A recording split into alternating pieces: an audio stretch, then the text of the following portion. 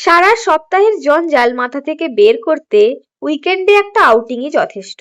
High, আমি মিনির গল্পের ঝুলিতে তোমাদের অনেক অনেক স্বাগত। দুপুর 3টার সময় সিনেমা দেখতে যাওয়ার প্ল্যান করে বিকেল 5টার সময় ল্যাদ খেতে খেতে বেরিয়েছি। আমি আসলে একটু ল্যাদখোর আছি তো তাই। সাথে বন্ধু বান্ধবও জুটেছে সেই একই রকম। যথারীতি মল অফ দেরাদুন যখন পৌঁছলাম তখন মুভি শুরু হয়ে গেছে। যেই শোটা বুক করেছিলাম শুধু সেটা নয়, পরের শোটাও শুরু হয়ে গেছে। তারপর আর কি, প্ল্যান হলো মলটাই ঘুরে দেখা যাক। মল অফ দেরাদুন আমি এই প্রথমবার এলাম। এখানের গেম জোন আমার বিরাট ভালো লেগেছে। পরের বার এলে নিশ্চয়ই ট্রাই করব।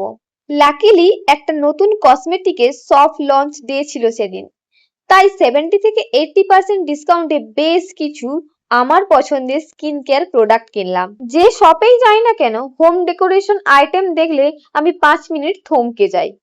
তারপর উদরপিণ্ডি বুদর ঘাড়ে করে পিৎজা আর মোমো খেয়ে রাত 10টার সময় বাড়ি ফিরলাম।